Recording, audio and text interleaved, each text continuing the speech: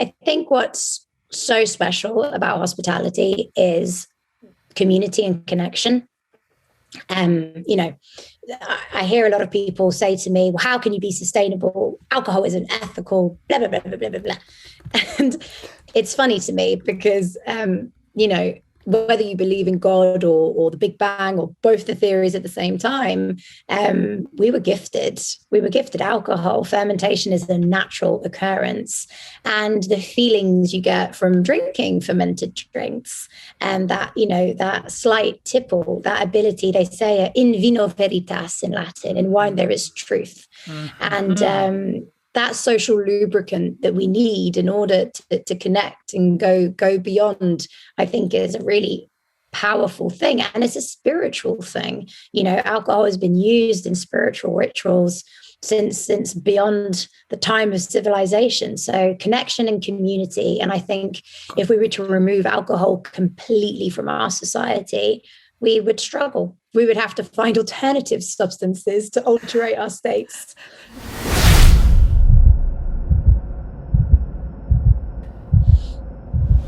Cheers! What's up, everybody? Welcome back to a brand new episode of Hospitality Secrets Podcast. Your host, Paul Sferlia here, and today I have another surprise guest to ask thousands and thousands of questions. I have a lot of questions about hospitality. I hope you have a lot of questions too. If you don't have the questions, don't worry. I have a lot of questions to ask the special guest that I'm inviting here. And today's special guest that I'm having, it's Stephanie Jordan. I met Stephanie a few years ago in related to work class. She was the global Tanqueray brand ambassador. We met in 2015 at World Class, and then she came in 2016 to judge Diageo World Class in Romania. And then there was the place where I met her, and I saw how full of life she is, how nice she's engaging people with whom she's speaking, and how well she's applying the principles of hospitality. So this is what I liked most about Stephanie, and this is what I like to ask her about today, to ask her a lot of questions, because I'm the guy with hundreds of questions. I'm very curious. I'm deadly curious to find out more things about hospitality. So today I'm inviting Stephanie Jordan to come and share us her perspective on hospitality, her way of being, what she is, and to share with us what project is she working on. So Stephanie, welcome to Hospitality Secrets. Merci. I forgot, Paul. Your energy is insane. What a way to start the day. Hello.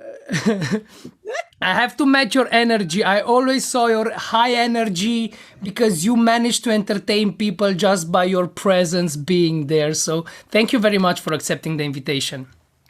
Oh, you're super welcome. I mean, I've seen the latest lineups. You're having the high rollers from the industry. What an incredible selection of panelists. And to be perfectly frank, I'm quite humbled that you asked me on the show. So thank you.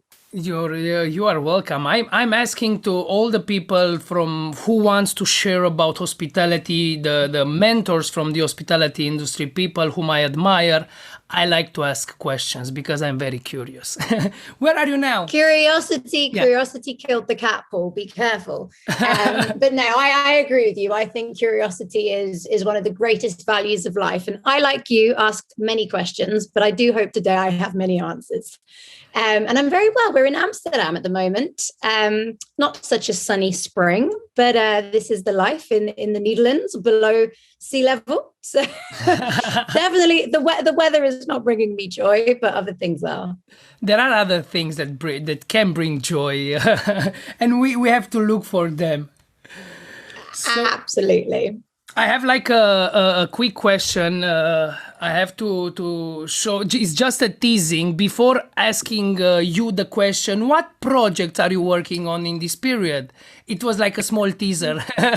Okay. Couple of projects. Obviously, small teaser is the number one baby at the moment, which is Avalon. Averlaine is a spirits brand with a mission to be the world's most planet-positive drink, co-founded by myself and my brother-in-arms, another good friend of yours, Mr. Timothy Etherington Judge. And we launched Averlaine just 2 years ago. It was our birthday last week for International World Bee Day. And I'm looking forward to telling you a lot more about Averlaine, but ultimately, this is taking up the majority of my time. In short, we believe that all business, including the drinks industry, should service the planet and the people living on the planet. And so this is the challenge we've given ourselves to try and build a brand with that at the heart and soul of our philosophy. So this is kind of hospitality at a bigger scale, at a bigger level, at a planetary scale. We have to be hospitable with the hosting planet. Absolutely. We are guests on this planet. And so I'm sure, we won't get into the nuts and bolts of it, but we're in trouble. And we've not been very good guests, let's say. and our host, Mother Nature, is about to kick us the hell out if we do not start behaving. Yeah, I like the comparison, because we all know those guests who are jerks, who are stealing our bar tools, who are making us out of our minds. So we are so close to get them out. So yeah, we have to behave a bit. Absolutely. We have to behave. No, but we do. And I think the hospitality analogy is a very, very good one. At the end of the day, it's not because you're paying to be a customer that gives you rights to abuse the venue in which you're in, right? And I think if we use that as a comparison, I think that says a lot of things. It goes perfect. And I was impressed. Thank you very much for sending the bottle. And for the listeners, if you didn't manage to put your hands on a bottle yet, I strongly encourage you to do it, because just by smelling the liquid, it's absolutely mind-blowing. It's like apples in your face. Apples in your face. And it's very mixable. For example, I did myself one, even though it's a bit early also in Romania, it's 12 o'clock, but I did like one with tonic, as it says on the label. It recommends you to drink it with cloudy apple or with tonic. I did one with tonic, and I was surprised how mixable it is. How did you make it so easy to mix? That was really the key with the project. I mean, Averlaine is a Calvados, and a Calvados is a French apple brandy from Normandy. And we are not a Calvados because Tim and I thought, let's invest our life savings in a dying category.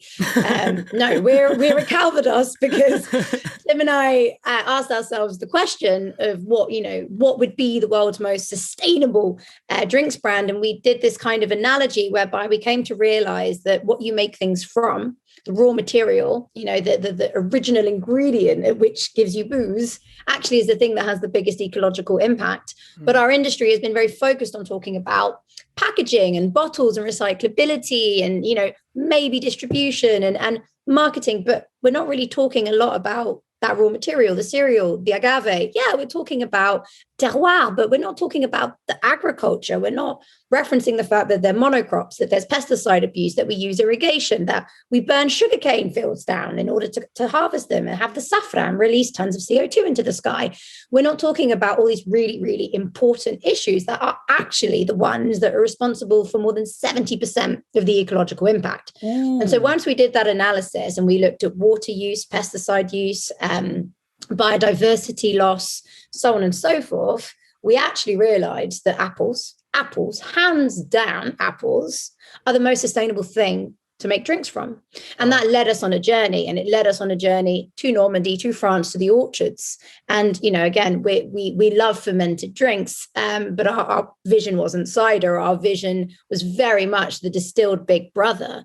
And so when we created Averlaine, the liquid, and a lot about Tim's background, and I'm sure many of your listeners have heard some of the earlier podcasts, but Tim is very much born and bred in the hospitality industry, and his passion it lies with bartenders. And so for him, mixability was absolutely crucial. And in order to get to mixability of an apple brandy, we had to make sure that the liquid wasn't the heavy Christmas cake kind of sugary version of a digestif, but bring it into something much lighter, much fresher, much cleaner and crisper. And so by having a liquid which is aged 2 years in oak barrels, but is made with nothing but apples, water, and thyme, no additives, no sugar, no pesticides, we ended up with something bright and vibrant and appley, but that was floral on the nose, loads of complexity. But in palate, again, you've got something which is just, it's a dry brandy. So you add sugar with tonic, you add sugar with if you shake it up into a sour or you stir it down into an old fashioned. But we know that rule. We understand sugar is something that you can add, but it's not something you can take away. Nice. So I'm super impressed about what you managed to bring in this bottle with just apple, water, and thyme. Crazy, it's super crazy how good it is. And you say you age it like 2 years in the barrels? That's the minimum. So Calvados is a French AOC, an appellation d'origine contrôlée, like we have in Mexico with tequila. And so it means that you must be aged for 2 years in French oak. That is the rule, or the charter rule, for you to be a Calvados. And there's other rules, apples must be from the Calvados region. They may not be irrigated. Pesticides are not allowed.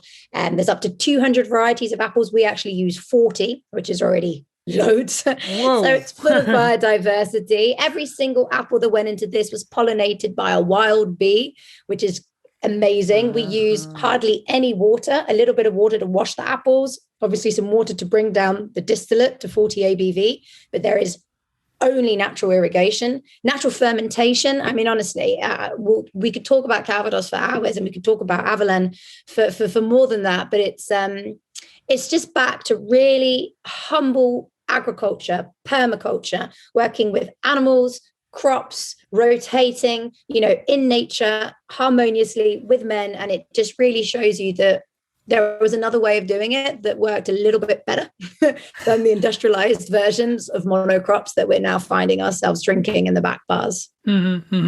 So you are super friendly with our host while producing this amazing godly liquid. It's very nice. But if the listeners want to buy a bottle or to read about it, where they can find it, where they can order it, how they can put their hands on a bottle like this?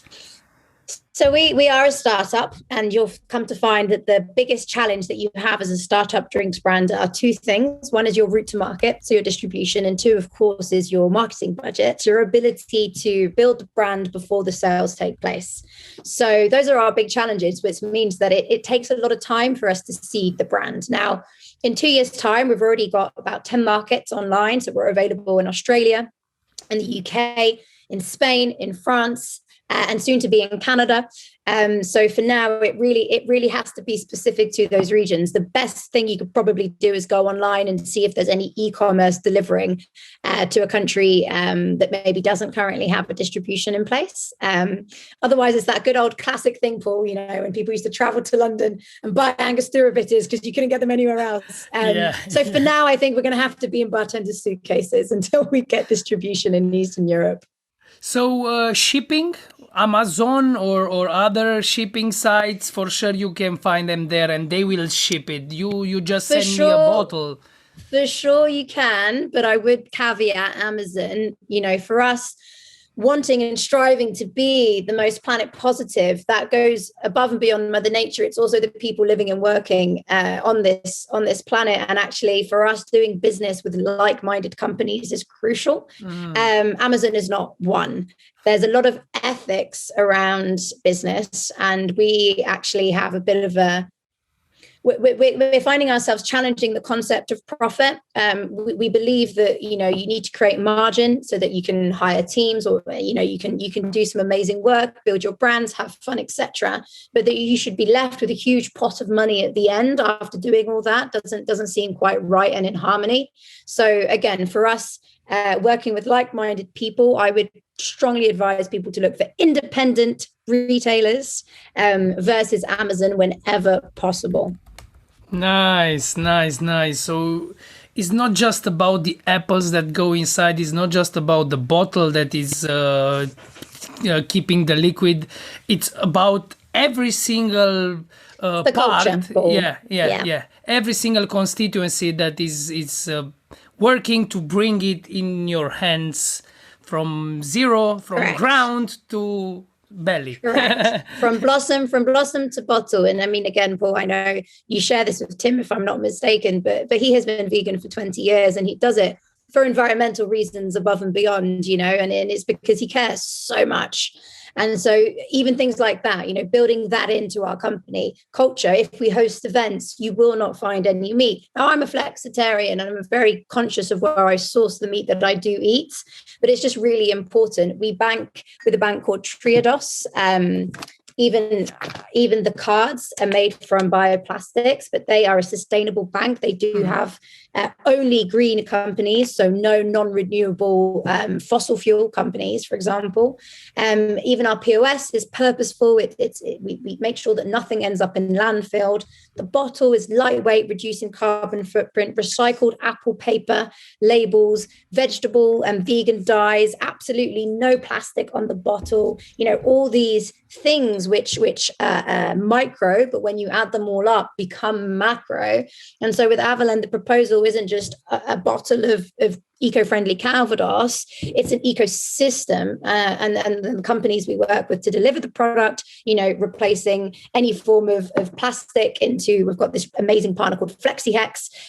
Again, so really thinking about all aspects of marketing, distribution, production, and that's what makes the difference. And we created Avalon to lead with example. So we are here to inspire and ignite everyone in the hospitality industry. We don't want our competitors saying, shit, Avalon's really good and we need to copy Avalon. We want our competitors saying, Avalon's really inspiring. And I gave the guys a call and I asked them some questions about how I could be better in my business. And they gave me their time and I'm really excited. And together we can be more, and we want to be the brand that helps ignite that. Nice. So it's about the mission you are having. It's not just about the bottle or the liquid. Exactly. It's like exactly. A mission. It's a lifestyle. It's a philosophy. Yeah. Nice. So now, as you describe it, I like it even more. There you go. I know that I'm conscious when I'm drinking it, that I'm not a bad guest to our planet. I'm doing consciously something to help our host to host us for a longer time. And you feel that way when you bite into that delicious Beyond Meat burger. That's kind of like guilt-free eating. Now, I can't promise you that Avalon won't give you a hangover. It's still 40% ABV, but I can promise you it won't give the planet a hangover, and that in itself is something. Planet hangover free. Yeah, it's more important that the planet does not have a hangover. We will suffer a bit. So where can the listeners... I won't lie, we have had them. We still have them. Yeah, a bit. From time to time we see the... Occasion, rare and rarer. Yeah. Where can the listeners find you, find Avalon, find your work, find everything that you are describing, these amazing things? I mean, the usual easy way is to head to our website, which is avalonspirits.com, but also on Instagram at Avalon Spirits. But just like you, Paul, and where this podcast is on YouTube, if you head over to our YouTube page with tons of information, we host a series as well called Positively Charged. And that is very much full of information and nuggets of wisdom to get anyone in hospitality industry involved in the sustainability agenda. So we're kind of creating this free resource for learning. So yeah, head over to YouTube and you'll find what you need. So for the listeners, if you are listening to this podcast on a podcasting platforms or you watch this on YouTube, just click on the description of this episode and you'll find the site, you'll find the Instagram account, the YouTube account. Just click and find out more about how to live like a good guest on our host.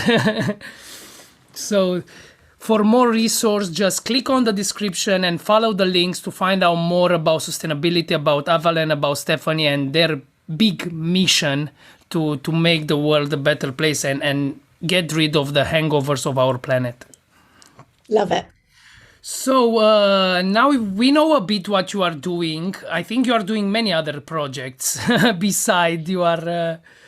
Do you have any other things that you are working on? Avalon, it's I'm going to slide this bottle over. I have another bottle here. Okay. So, well, I don't know if you'll remember this, but I'm half Colombian. My father is from Bogota. My mum is British. I was raised in France, but I'm currently working on another little project. So this is Colombian aguardiente. Now, we're doing a big revamp, but basically I'm continuing to consult my consultancy called Drinking Out Loud. And I work alongside another team of amazing people here in Amsterdam called Yellow Global. And so we have a bit of a mission to help small startup drink brands that have real purpose basically take things to the next level. So one of my missions at the moment is Mil Demonios. So the national Colombian drink is aguardiente. It's a sugarcane distillate, which is infused with botanicals. The lead here is fennel, coriander, ginger. Anyway, so working with these guys to see if we can get them launched here in Europe. So it's like a gin with agave, kind of. It's kind of like a rhum agricole. So it's sugarcane distilled. Yeah. But sugarcane juice, so not molasses. Okay. Yeah. It's 29% ABV, and then it's infused with natural essences. So it's actually, again, it's a governmental description. To be Colombian aguardiente, you do need government approval. And so like gin, there's one main ingredient, you must have juniper. With Colombian aguardiente, you must have aniseed or fennel. But it's the national drink. It's like 80% of all sales of alcohol in Colombia. And so these guys had a vision to try and premiumize it. And actually they want to bring Colombia to the world and tell the true story. No, the other story. Everyone knows Colombia, especially in the hospitality industry, for a word beginning with C. And unfortunately, it is not coffee. I wish that it was. But when people hear Colombia, they think of something else. And as a good Colombian, I would like to tell you there's so much more. And yes, there is Shakira. And yes, there is, the football players. I mean, I'll go old school, like Valderrama. But no, there's James and there's some amazing other things. But Colombia is the most biodiverse country in the world per square kilometer. The people are absolutely fantastic. It is full of richness and vibrancy, and it deserves the world to hear the other side of the story. Nice. The spirit side of the story and the soul, the Latin soul, and it's not just about Narcos. The vibe. Is the vibe, how you give the vibe. Because from the bars, there starts the movement of the people. Nice. Exactly. Nice. So where can people find this? Well, for now, in Colombia. So if you have plans to travel in Colombia, look for, what's the name of the spirit? Is there any? It's called 1,000 demons. Mil demonios. But they are the good demons. And they actually just picked up a gold medal at San Francisco. So we're doing a big revamp. But no, it's exciting to, you mentioned my experience before with World Class and Tanqueray. I mean, I was at the biggest drinks company, Diageo, for 10 years of my career. And to be able to now share that knowledge, that global vision and understanding with smaller independent national brands is really, really special to me. It's helping a lot. Talking about your collaboration with Diageo, can you share a bit, like in a few minutes, your backstory in the hospitality industry? Where did you started in this amazing industry? Where did the journey started? The journey didn't start with myself. It started with my humble parents. Both of them have worked in the wine and spirits industry. So I was very much sort of raised around this universe. My father was more wine side initially. My mother actually worked for the predecessor of Diageo, which was a company called UDV, IDV. So just was always very close to it. And so when I was graduating from high school, I started to do things like the WSET diploma. So I was already kind of really interested in the world of wine, especially when I was 18. But I went to a business school in Lyon in France, which is actually the European capital for gastronomy. So if you like good food, it's a very special place to be. And during that time, my passion for wine really continued. But I also came to understand that especially with marketing, there was something really exciting in the world of spirits. If you look at building global spirits brands, things, iconic brands like Smirnoff or Guinness, or, even things like at the time, Jose Cuervo, they had a reach in the four corners of the world. And no single wine brand has that, because wine's very different. And so I understood that if I did one day want to get back into wine, and I have a personal passion for the Beaujolais, I needed to learn about spirits. And so I started to orientate my career towards that. And so I joined Diageo really early on. I joined as what you call a graduate. So I came straight out of university and straight into the accelerator program. And I was 22 when I joined the Spanish business. And I did 10 years with them in total. So you had different roles in different countries. You moved a bit around. Where do you live? I moved a lot around. Started off in Spain. Then I got a really crazy opportunity. If anyone knows where this island is, I promise you, comment in YouTube and I will send you a bottle of Avalon. But I got shipped off to an island called La Réunion, which is a French territory in the middle of the Indian Ocean next to Mauritius and Madagascar. Shark-infested, active volcano, and also the biggest per capita consumers of Johnny Walker Red Label in the world. Wow. So I lived there for a few years. We were launching world class, amongst other things, in the 5-star hotels in Mauritius and the Seychelles. And then got the gig as global Tanqueray BA, got relocated to London, and eventually found myself leaving the business. I think maybe 5 years ago. I'm not too sure. Roundabout when I last saw you, Paul. But that's where I met Tim, my business partner, and obviously the founder of Healthy Hospo. And Tim's been like a big brother to me ever since. So it's a really special memory for me, having worked there. And I'm very, very grateful for my experience and my time with the company. For what in life you feel most grateful? What is the thing that you are most grateful for? Oh, my family, without a doubt, Paul. Nice. An extra small, quick question. How would you describe this life journey in the hospitality industry? How would you distill this in just one sentence or a few words? I think what's so special about hospitality is community and connection. I hear a lot of people say to me, well, how can you be sustainable? Alcohol isn't ethical, blah, blah, blah, blah, blah, blah, blah. And it's funny to me because, whether you believe in God or the Big Bang or both the theories at the same time, we were gifted alcohol. Fermentation is a natural occurrence.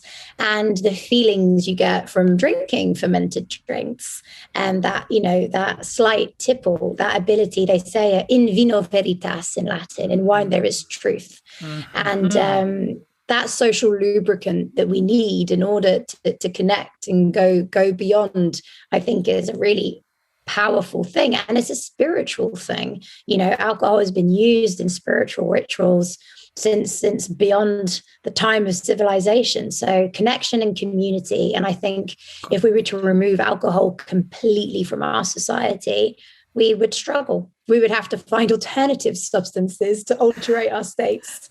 Now, and there is encourage the communication and the connection at the deeper levels. Everything with control. Don't get me wrong. I appreciate that there's issues around excessive alcohol consumption. I understand that. But I do think in its most honest and sincere state, it's, connection and community. Connection and community. Actually, this will be the title of this episode, Connection and Community. There we go. Nice. Good. Was there a moment when you realized that you love this industry, or it was something gradually? I mean, I think it's always been there with me, having sort of been brought up in that atmosphere. My father is the best host you could ever ask for, and he's the chef, he's the one cooking up a storm. But my mum was always really capable of delivering on the details, the candles, the subtle lighting, making that cup of tea at the end of the meal when we've all had a little bit too much to drink, and bringing us back down so that in the morning we felt good. So it's always been there. So they work together, like completing each other. One is doing one part, one is delivering the hosting. So together they are. Absolutely. It's create a harmonious experience at home, and then you replicate that as well, as you kind of grow up into your own house and you start to host for yourself. But no, I personally adore hosting. And I love being hosted. The issue then becomes, and again, you'll understand this, especially when you judge the likes of world class, you become very critical. So unless it's a 5-star service, everything else is just shit. And I'd rather stay at home. Yeah, the risk of the job that you're having, we see everything. Absolutely, you really do. And it's hard sometimes to just disconnect. And I live in a country which is not famous for service at all, and that's been a real challenge 4 years later, still in the Netherlands. So you fell in love with this industry at home. Your mother, your father were the perfect role model of hosting others and engaging and entertaining them.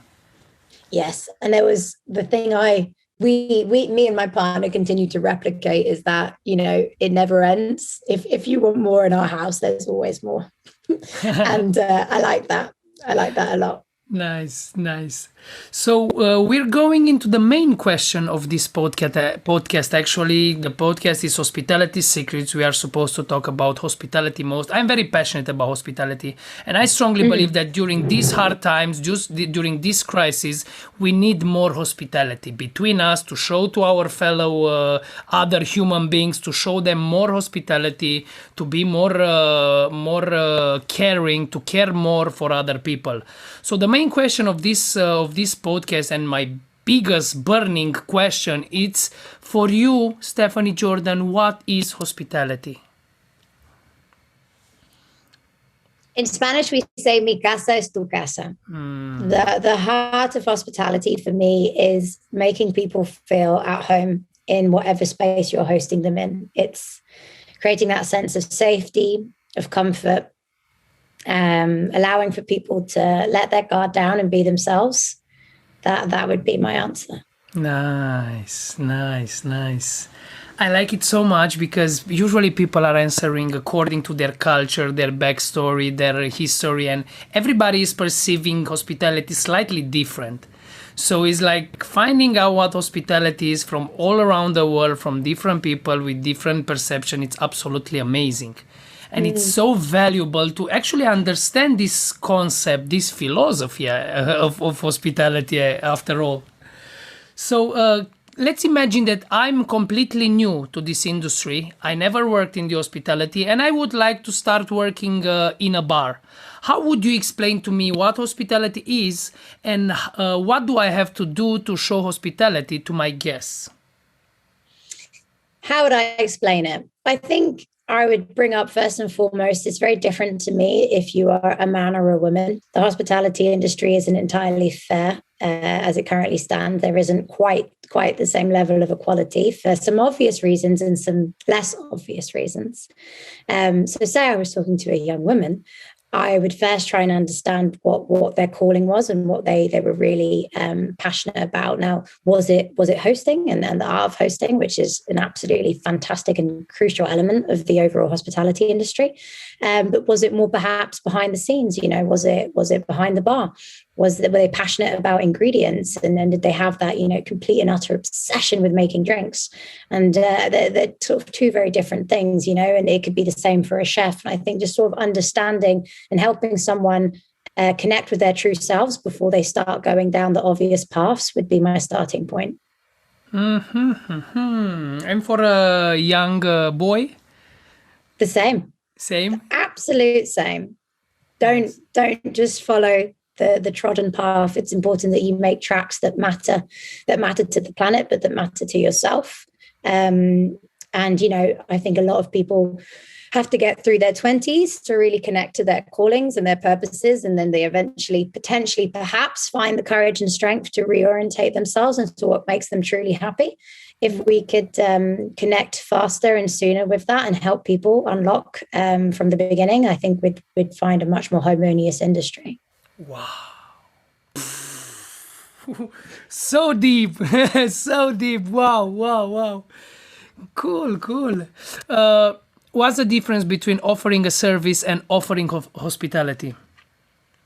Is there any difference? How do you see it? I feel like a service is transactional, which is fine, which is fantastic. It's an exchange, usually monetary.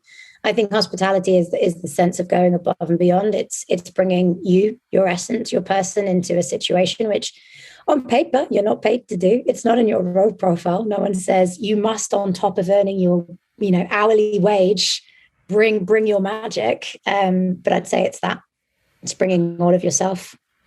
Magic, like the magic stick on top of the services. Guest or customer? Which one? What's the question? Who would I rather be? How do you perceive the people? Yeah. Because it's the eternal debate on half. A part of the people are saying customers, a part of the people are perceiving the buyers as guests. A customer is a transactional experience. If you want to give service, you will receive customers. If you want to give hospitality, you will receive guests. Boom. But it's yin and yang. I would say the education goes both ways. A customer needs to understand the difference between being a customer and expecting service and being a guest and expecting hospitality. So if I'm sitting there as a customer demanding service, that's what I'll get. I won't get hosted. Nice. Sweet. What isn't hospitality?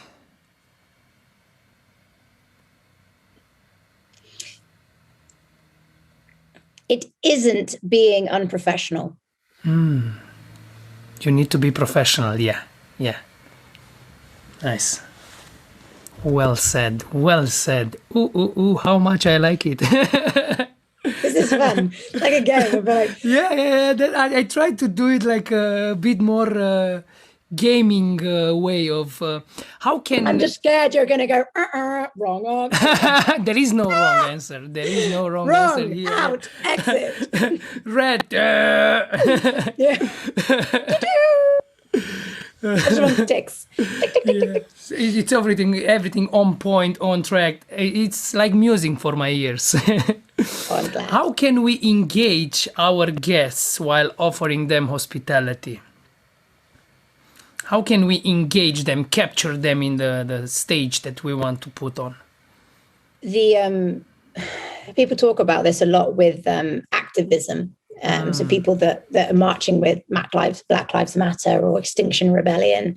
The most important thing is to connect through the eyes so that we remind each other that we are humans and that we are people.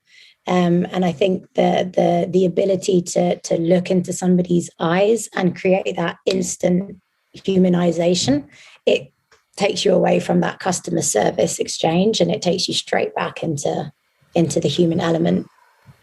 Instant humanization. Humanization. It's harder for me to pronounce, but I love this term a lot because we need to see people as human beings. We don't. At some point, I had an owner of the bar where I was working. He said that he is seeing every single person who is entering his business. He is seeing it as a bill, as a dollar bill. So if you see people as money, as things, you treat them as things and you just want to take them their money and they are not human in your perception. Humanization. I will learn this. Which is a crazy concept. Like very clearly we are all humans, but somehow society, the speed at which we live and the capitalistic culture in which we live, it leads us to not see each other as such, we give each other different labels like customer. And we put price tags on everything. Correct. Humanization. I will learn this word. I may have made it up, Paul. Don't forget, like, I am a native English speaker. Sometimes I make things up, but I'm pretty sure you can say it. It's perfect. Humanization. If I will borrow it if it's okay with you, because I absolutely love it. A gift to you. Thank you. I appreciate. I love the power of it. Like, with one word, how much it's expressing, and how important is this for the concept of hospitality, because it's crucial to treat people like human beings and to care for other human beings. Yeah. And I think above and beyond, I know you have a question on a personal experience, but, you go about your day and maybe your partner's busy and he's not really seeing you. And you got on the tram and maybe the driver didn't say hi, and, all these things add up. And then you suddenly walk into an amazing bar and just someone looking up and seeing you. Hi. How are you? Into your eyes. Oh my God, that's You're worth melting. a 15 euro cocktail. Yeah, you're not paying the cocktail. You're paying for the feeling welcome. Of being seen. Yeah. Mm-hmm. Yeah, this is hospitality, actually. It's very vague, but it's like something warm inside. It's an acknowledgement that you exist, I think, which is crazy and that's why, that's why bars are so crucial to our wellness. Yeah, they are crucial. And talking about bars or restaurants, I know you traveled a lot. I know that you traveled really much. In all the travelings, which is the most memorable hospitality experience you ever felt, but from the guest side of the view? And why it was so memorable for you? Which is like top of mind? I read your question and I had an instant memory come to me. And then I thought, that's maybe not the right example because it's a bit abstract, but I want to use it because it was that powerful. I wasn't actually the guest. My little sister was. And I said family was very important to me. So imagine this. My sister turns 21. She's a student. I've not seen her for a year because I'm living on a tropical island in the middle of nowhere. And she says, I want to go for drinks in London to celebrate my birthday. Where do you think I should go? I'm like, number one bar in the world at the moment is the Artisan. You got to go see Simone and Alex. And she's like, what? Wow, this is so expensive. The Langham. I said, don't worry, go, I'll sort it. I write to Simone from the other side of the world. And I said, hi, it's my little sister's birthday. Could you help? Could you reserve a table for her, please? Could I put €100 on my credit card? And could you just make sure she has a lovely time? Simone, no problem. Leave it with me. I cannot tell you the experience she had. She was in absolute tears. She arrived. First of all, the woman at the reception was like, who are you? You have a reservation? What? She's a young woman, right? Eventually, she said, I don't know. I think Simone. And this woman changed entirely. She was like, oh, but of course. But anyway, she ends up having champagne. She had, the crazy cocktail that was in the crocodile mouth. And at the end of it, the bill saying, love from your sister, have a great birthday. And everyone was looking at her in the restaurant and she was texting me going, this is insane. The best bar in the world. I can't believe it. And I'm a VIP. And anyway, at the end of that, I was like, thank you so much, Simone. That was incredible. And on top of which he then gifted me the bill and said, don't worry about it. And it was magical to me because he allowed me to give something to my sister that I wasn't able to do in person. Wow. I don't speak to Simone very often. So if at all he listens to this, I would like to say thank you again, because that was a very special moment. Wow. It wasn't an accident why they were the best bar in the world when they were working there. No, it was not. They were going above and beyond every single time, every single situation. So that's the most memorable. And that's top of mind. It's like, this is magic. This is magic.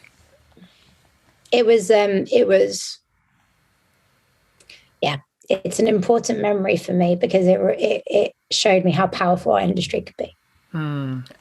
Community and connection.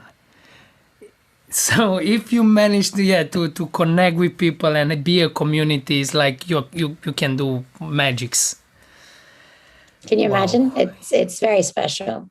We can even save our planet. Hey, wouldn't that be a good thing? the planning conversation is very simple. If we don't, honestly, we just aren't here anymore. So it's kind of like, we got to do it. we at least And we got to actually, do it can be a lovely something. thing. We We got to do a lot. We got to do a lot. Yeah, but if we don't do something in a while, a few years, we will not be anymore. I mean, continuing in the same rhythm, there are actually statistics already that we are forced to. We put too many garbage under the carpet. Now the carpet is way too high. Yeah. I think then it's a nice one, thinking back to community and connection. I think the hospitality industry has a huge role and responsibility because we have that ability to connect. We have an ability to influence and, influence through the choices we make in terms of what brands, what drinks we stock and serve, in terms of the ingredients that we source, in terms of how we manage, waste within our own venues, but then actually how we communicate that to our guests is really crucial. Yeah, nice. It's about the host. And talking about the host, I would like to ask you, which are your top 3 or 5 strategies for being an absolutely amazing host? So I think the first and foremost is of course that first contact, that eye contact, the humanization. And this would be the same, right? If you're hosting at home or hosting in a bar, a restaurant, I think this is a small detail, but for me, it's that first sort of glass of water, that refreshment, that sort of giving the sense that someone's landed. In yoga, people talk about being on your mat, but it takes a moment to kind of, come in from the outside world and shake off the sweat or warm yourself up and sort of just finally land and rearrange your face or whatever. And I think that kind of moment of helping someone land as fast and as kind of nicely as possible is really, really nice. It might be at your house where it's like, can I take your jacket? Do you want to take your shoes off? Do you want to keep your shoes on? That moment. Wow, I like it so much. Landing. And then for me, I'm really funny about lights. Lighting. Lighting is my secret too. at home. I have lots of lights. Yeah. Lighting sets the mood. So that's my other one. Lighting. Nice. Dimmers are your friends. Nice. Candles are your friends. Nice. So welcoming, humanization, landing. Humanization. Wow. Landing. I will landing borrow and lighting. this too. I will borrow this too. Landing. Because it's that moment when you need to acknowledge them, talk with them, make them feel confident, welcome, and to offboard the real world, the problems, the stress, and onboard on our world in the that moment where someone's like, oh, hello, welcome. Yeah. And they're like, well, yes, table for 2. And they're like, oh, okay. And they take you off to a table and you kind of get to that table and you haven't quite had a moment to realize taking your space. And you're like, shit, I hate this table. I don't want this table at all. And then you're like, and you kind of have to get the host back over and be like, I'm so sorry. I don't want to sit here. Can I sit somewhere else? And like, that's landing for me. I have to find like the table, work it out, get a sense and be like, oh yeah, no, I'm good. Yeah, always when I'm going somewhere on a terrace on something, first I'm noticing, I'm observing the place to find my place in that place, to land actually in that place. Yeah, because exactly. And sometimes when you land wrong, or like you follow a friend and they're like, oh, let's just sit here. And then you sit down, you're like, oh, no, this is not where I need to be. It happens a few times when I met with somebody, even with my wife, went somewhere and I said, okay, we have to go. I don't want to stay here. Let's go somewhere else because they had no other free tables. Let's go somewhere else. Crazy. Have a walk in the park or something. Smallest of things. But some people, they don't mind. They don't see it, right? But no. Maybe they feel it in an unconscious way somehow. They feel it, but I would assume you must. And I think that's a big thing for venues. Never have a bad table. Make sure every table has like super good vibes. Yeah, at least something nice on it. Yeah, something unique, right? Maybe this one hasn't got the outside view, but this one has like the amazing artwork. Like, but don't stick anyone behind the service station. Don't stick anyone by the loo. Just don't do it. Don't put people in the middle. Like, just to make a few bucks extra.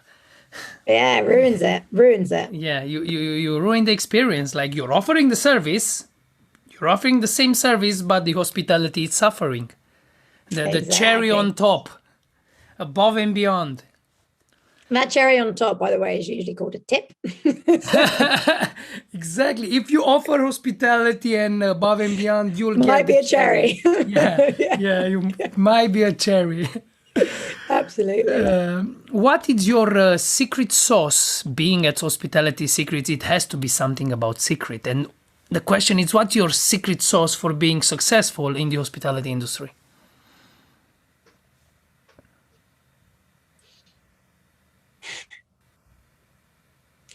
I suppose for me, my success, if I am to believe that I am successful, I do really think it's my multi-layered cultured upbringing that allows me to understand what it's like to be a foreigner, to also understand what it's like to be a local, and ultimately to sit above all of that and to just be a person.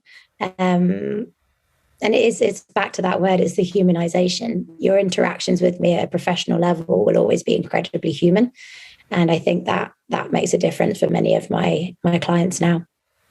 And it made a difference for me. I always had you in top of my mind when I wanted to invite people in the podcast. That's because nice. The connection was so human. It was the humanization thing that it sticks. And it creates a deeper connection, not just the superficial connection where we are talking about weather and now we have a new subject, coronavirus. Those superficial on top, just scratching the surface of the connection. Yeah, and I think I obviously remember when we met, but I remember spending a lot of time with your wife when I was visiting. And, for me, those moments are just as important because I could spend all my time talking to you. Theoretically, you were the world-class representative, but the person you cared the most about was by your side. And that person needed to feel good as well about being in the company of everybody. And so for me, it was more important to spend time with her than with you. Hosting, amazing, hosting at its best. And I feel this when I'm going with my son now. I'm taking him at the meetings, and it melts my heart when I see somebody like playing with him, caring about him, because that's true, genuine hospitality. It's not just about caring the VIP, the person you want to impress. It's about like creating the safe environment for all the people who cares about the other people. So it's amazing, yeah. Absolutely, and that's exactly what Simone did. Back to my experience, he cared for my sister, and that was more important than caring for me because she's what I care about the most. And if we can find that additional layer, that's more than a cherry. That's magic. Wow, yeah. Now you round it up, yeah. With the most memorable, yeah, because usually we are most impressed. It's most memorable for us when we can do something meaningful for others, and we see joy on their face, and we know that we are a reason for others to be happy. Our loved ones is like pure magic. Absolutely. Hospitality at its best. Yeah, that's why it's art of hospitality. Hallelujah. It's the art of hosting. Yeah. Mm-hmm. Unfortunately, almost 1 hour, it's gone. Time, what we were talking before going in, time flies when you're having fun. When you talk about things you like, time flies. I would like to ask, like, before going to the last question, maybe just one more extra question, if you are okay, and then we go to the last question. Sure. A penultimate question, the question before the last. Penultimate question, yeah. Let me choose it right. I have hundreds of questions. I'm actually thousands of questions. Googling questions. I have everything here, and then according to the discussion, I try to pick the perfect questions. Is there something that you've dreamed of doing for a long time? What was your dream? What you was dreaming about doing or achieving?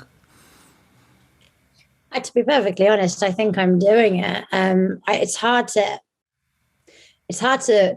acknowledge that I'm doing it, but I am. I'm working for myself. My time is the time I choose to give to projects that matter to me. Now, yes, there's an exchange, which is financial and monetary, but I've also learned that there's so much more than just an exchange of money. You know, walking away from a really good corporate job with a really good monthly salary to become independent and to not have financial security is a really, really difficult experience. But I feel like every day I'm becoming more and more of myself, and I'm not done yet. And that's for me.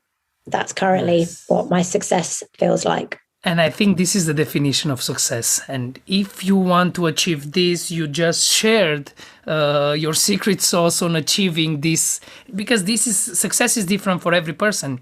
But if you manage to work for yourself, to do what you like, to spend the time you as you wanted to spend it, I mean, this is success. And on the road of on doing this, you did something absolutely amazing. It's more than a liquid and a bottle. It's like a mission for the humanity to look up to the ultimate host, the Mother Nature.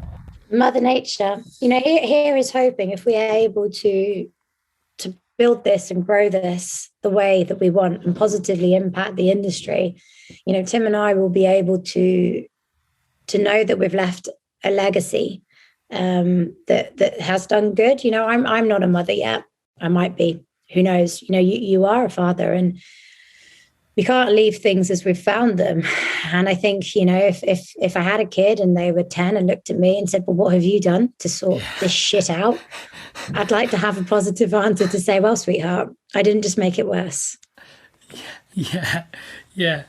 I was there to give you a planet to enjoy it as much as I enjoyed my years. Yes, it's well, and you know, all of that goes with it. You know, to enjoy a world which is safe, which is fair, which is just. There's many things that we need to be addressing. But I think if we are all able to take on at least one of the small missions, you know, collectively, we can be the change. And I would challenge absolutely everyone listening to this podcast to think about what their contribution will be. And never think that giving is a selfless act. You receive so much when you give. Wow. Be the change that you want to see in the world. And as you mentioned this, I'm thinking if I should ask the last question or should I let it here? you round it up so well because you can cut it. Just edit it and be like, it ended there. If I say something really shit, you put it so well, because the last question, it's about the number one takeaway that you really want the listeners to remember from this episode. What's the one thing that you really want to stick with the listeners? That every one of our actions matter, however small you think they are. Every single decision you make is a choice, and you can choose for good or you can choose for bad. So my inspiration is choose to be positive in all that you do. Woo! Fireworks, Stephanie Jordan at Hospitality Secrets. Boom, boom, boom. Thank you very much, Stephanie. It was amazing. This was fun. It was fun. No, thank you. You made a standard Tuesday feel a little bit more joyous. It's really nice to see you again, Paul. My mission is until accomplished. we may hit the road purposefully and meaningfully again. Thank you for your time. Thank you very much for being part of this podcast.